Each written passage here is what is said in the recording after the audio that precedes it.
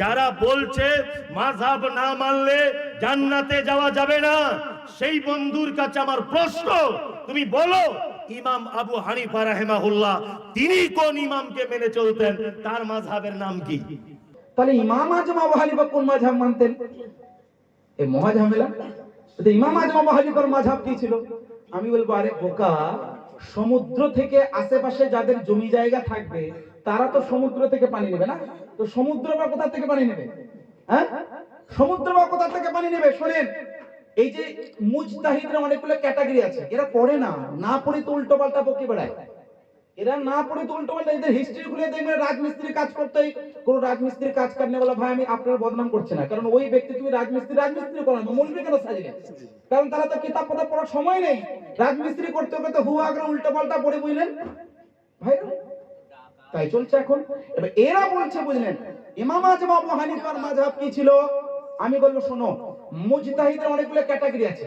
মুজতাহিদ মুতলাক, মুজতাহিদ feel মাসাইল, মুজতাহিদ ফিত তারজিহ, মুজতাহিদ ফিত তাখরিজ, আসহাবে তারজিহ, এইভাবে অনেক ক্যাটাগরি আছে।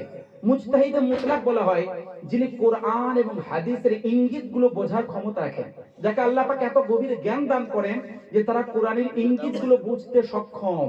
তো তাদের জন্য মোট কথা তাকলিদ করাই যাবে না, তাদের জন্য তাকলিদ করাই হারাম। যারা কোরআন হাদিস গবেষণা করে ওই সমস্ত মাসাইলগুলো বের করতে সক্ষম, তার হচ্ছে মুজতাহিদ মুতলাক।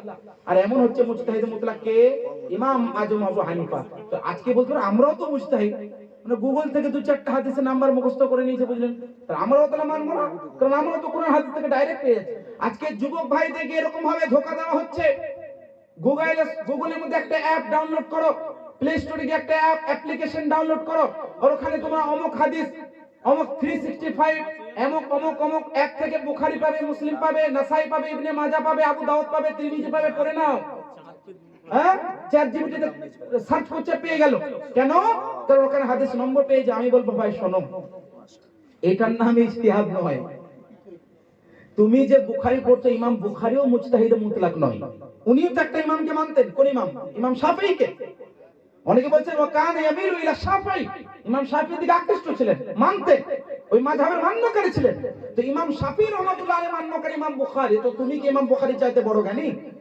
মানে ইমাম বুখারীর চাইতে তুমি বড় মুজতাহিদ হয়ে গেলে যে তুমি গুগল থেকে, চ্যাট জিপিটি থেকে, অ্যাপ্লিকেশন থেকে তুমি হাদিস পড়ে নিয়ে বিরাট বড় জ্ঞান পেয়ে যাবে? এটা সম্ভব? বোকামি, এগুলো ধোঁকা দেওয়া। সুতরাং এগুলো চিনতে হবে। ইমাম আজম আবু হানিফা হচ্ছেন মুজতাহিদ মুতলাক, আর মুজতাহিদ মুতলাকের জন্য ইজতিহাদ ছাড়া তাকলিদ করা জায়েজ নয়। উনি কেন মানবেন? কারণ উনি তো নিজে হচ্ছেন একজন মুজতাহিদ মুতলাক। আমি একটা উদাহরণ দিই। হযরত আব্দুল্লাহ ইবনে মাসউদ রাদিয়াল্লাহু আনহু, এই মাযহাবটাকে মাযহাবে ইবনে মাসউদ বলে প্রচারিত করা হতো। তো ওনার মাযহাব কি ছিল? আরে মাযহাব কি রে ভাই? মহান নবীর দরবার থেকে ওনার হাদিস পড়তেন। হ্যাঁ, মহান নবীর দরবার থেকে ব্যাখ্যা পড়তেন। আলাদাভাবে মাযহাব পড়ার তো, মাযহাব তৈরি করার তো দরকার নেই।